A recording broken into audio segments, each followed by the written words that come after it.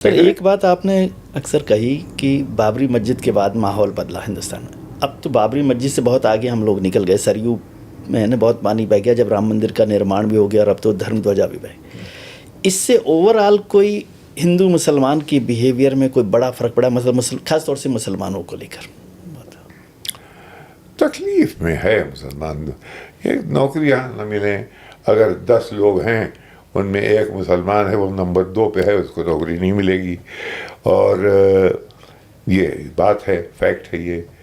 और दूसरे ये कि ये एटमॉस्फेयर अच्छा नहीं है ना, कि भाई आपका नाम लेते हुए वो डरे, अपना नाम बताते हुए डरे। ये तो अच्छी बात नहीं है ना। ये तो हम तो उस एटमॉस्फेयर में हम अगर होते तो हमारी ज़िंदगी इतनी अच्छी ना होती जितनी अच्छी कि गुज़र गई इसी देश में। तो मालूम ये हुआ कि वैसे भी हम रह सकते हैं जैसे कि हम थे और तरक्की भी कर सकते हैं। और मैं आपको एक बात बता दूं कि जियोलॉजिकल टाइम 5000 साल पुरानी सभ्यता जिस मुल्क की है, वो मुल्क, उसको आप 70 साल के एक्सपीरियंस में मत, पैमाने में मत नापिए। ये आज ये बादल छट जाएंगे। बादल ये हमेशा ही तो काले न रहेंगे, ये आप समझ लीजिए। इसलिए कि अगर आप नहीं बदलेंगे तो दुनिया बदल रही है। अब दुनिया इस वक्त उस जगह पे है कि आपकी खुद की, हमारी सरकार की सिट्टी बिट्टी भूली हुई है। समझ में ये नहीं आ रहा कि हम इनको पकड़ें दामन के न पकड़ें। अब झूठ बोल रहे हैं कि नहीं ये तो हमारे दोस्त हैं। कोई नहीं है, कोई नहीं है। चारों तरफ करीब के मुल्कों को देख लीजिए और दूर के मुल्कों को देख लीजिए। आज बड़ी वो है कि पुतिन साहब आ गए तो अब थोड़ी सी जरा जान में जान आई है कि भाई हमारा कोई है। तो ये प्रेशर जो है ये चेंज करेगा। हमारा चीन से हमेशा रहेगा झगड़ा, गलत। वो जो, क्योंकि ग्लोबल इक्वेशंस इतनी बदल गई, तेजी से बदल गई। हमने अपने अंडे जिस बास्केट में रखे थे, उस बास्केट की जो नेक है अब वो ढीला हो रहा है।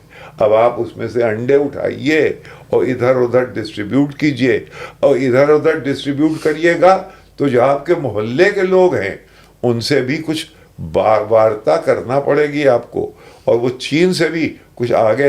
वरना ब्रिक्स अगर G7 से इतना आगे बढ़ गया, समझे, G20 दो चीजें चल रही हैं इस वक्त। एक है नैरेटिव जो कि वो कंट्रोल करते हैं, वेस्ट कंट्रोल करता है, इनके पास नैरेटिव नहीं है। फैक्ट्स ये कंट्रोल करते हैं, जो रियलिटी है वो ये है, और वो ये अभी नैरेटिव में तब्दील नहीं हुई है। हम लोग जो हैं वो सब्जेक्टेड हैं उसी नैरेटिव के, जो कि फैक्ट से अलग है। मसलन कि हम ये, हमारे यहाँ ये कोई पेज 1 पे नहीं लिख सकता कि दरअसल यूक्रेन की जंग खत्म हो चुकी है। कोई नहीं लिख सकता कि नेतन्याहू साहब जो हैं वो बैकफुट पर हैं, हार चुके हैं दोनों जगह। नहीं कह सकते हम, लेकिन ये फैक्ट है। अब ये जो, और हमने हाथ पकड़ रखा था नेतन्याहू का कि वो हमारी जिंदगी भर रहेंगे, नहीं रहेंगे। इस वक्त उन्हीं को डरे हुए हैं, तो खुद ही परेशान है, डरे हुए हैं कि अमेरिका के सपोर्ट के बगैर इसराइल के अंदर ये शक्ति नहीं है कि वो कुछ कर सके जो अभी तक करता रहा है। अब आइंदा न कर पाएगा। ये आज सईद नकवी से आप सुन लीजिए, इसलिए कि वो रिश्ते बदल रहे हैं। अरे भाई, वहां के इस यहूदियों का सबसे बड़ा गढ़ है न्यूयॉर्क। तेल अवीव के बाद second largest Jewish population New York में है। न्यूयॉर्क के मेयर के इलेक्शन में कौन जीता? ममदानी, जोहरान ममदानी। कैसे? तो ये जो दुनिया बदल रही है वही यहां भी बदलेगी। और ये किस्से आप देखेंगे है। यहाँ कमजोरी जो है वो ये है कि साहब एक फैमिली है, गांधी फैमिली, वो सोनिया, राहुल, प्रियंका, तीनों के पास 3 बंगले हैं लटियंस दिल्ली में। उनसे मुझे कोई बैर नहीं है, लेकिन मैं बिल्कुल ऑब्जेक्टिवली, इनके बाप तो मेरे दोस्त थे,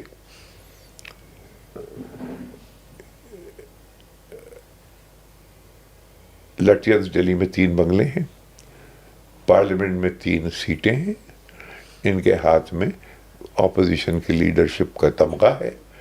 इनको ये 3 चीज़ें, इसके आगे और कुछ मिलेगा नहीं, इससे आगे ये कुछ चाहते नहीं हैं। ये और बेवकूफ़ बना रहे हैं सबको कि साहब, बल्कि ममता ने अब से 10 साल पहले ये कहा था कि Rahul is a BJP USP, समझे। ये अब मीडिया जो है वो सब बड़े बड़े राहुल ने क्या कह दिया, यानी फोकस नेगेटिव भी हो तो सिर्फ राहुल हो। अगर ये झगड़ा पॉलिटिकली रिजॉल्व होगा तो ये स्टेट्स में होगा, उसमें इसी मीडिया को अगर ऑब्जेक्टिवली खेलना पड़ेगा तो फिर स्टेट बाय स्टेट चलना पड़ेगा।